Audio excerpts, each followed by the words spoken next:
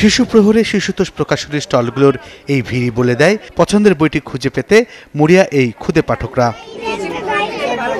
বাঘ ও শিয়াল, পান্তাবুড়ি, ভুতুরে পাখি, মিনুর স্কুল ও আলিবাবার মতো বইগুলোই শিশুদের বেশি পছন্দের। আমি বই কিনেছি পাঁচপরির গল্প আর মিথ্যাবাদী রাখাল বালক, সুন্দর বলে হালুম, মোহাম্মদ জাফর ইকবালের গ্রামের নাম কাকানডুবি এবং রিটিন, ছবি আঁকি রং করি দুই, তারপর সোনামণিদের ছড়া,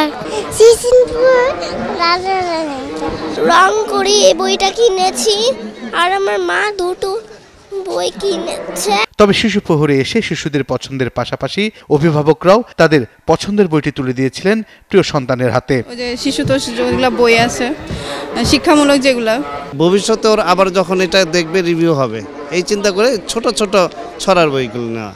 ও গ্রামের বা মুক্তিযুদ্ধের যে কোনো জিনিসের উপরের বইগুলো পড়লে ওর নলেজটা, যেমন ও তো দেখেনি, ও শুধু শুনেছে, সেই জিনিসগুলোর উপর বইগুলোর উপর পড়ানোর জন্য আমি চেষ্টা করি। চার দেয়ালে বন্দি শিশুরা যখন নানা ডিভাইসে, কার্টুন আর গেমে ব্যস্ত, তখন তাদের বইয়ের প্রতি আগ্রহী করতে প্রকাশনীগুলোর চেষ্টা আরও কমতে ছিল না। তো আমাদের বাচ্চারা কার্টুনের বইগুলো পছন্দ করে, তো এটা আসলে অনেক গার্জিয়ানকে দেখছি ওনারা কিন্তু এটা এখন এড়িয়ে যাচ্ছে, ওনারাও চাচ্ছে আমাদের দেশি রাইটারের বইগুলো পড়ুক। Flip, pop up, die cut এই ধরনের বইগুলোতে শিশুরা যেমন বইয়ের প্রতি আগ্রহী হবে, তেমনি চারকোনা বইয়ের গতানুগতিক ধারণা থেকে বেরিয়ে নতুনত্বের স্বাদ পাবে। এই বইগুলোর বৈশিষ্ট্য হচ্ছে যে এই বইগুলো যখন আমরা খুলি তখন ছবিগুলো দাঁড়িয়ে যায়, এটা বাচ্চাদেরকে খুব অ্যাট্রাক্ট করে, তারা ছবিটার সাথে ধরতে পারে।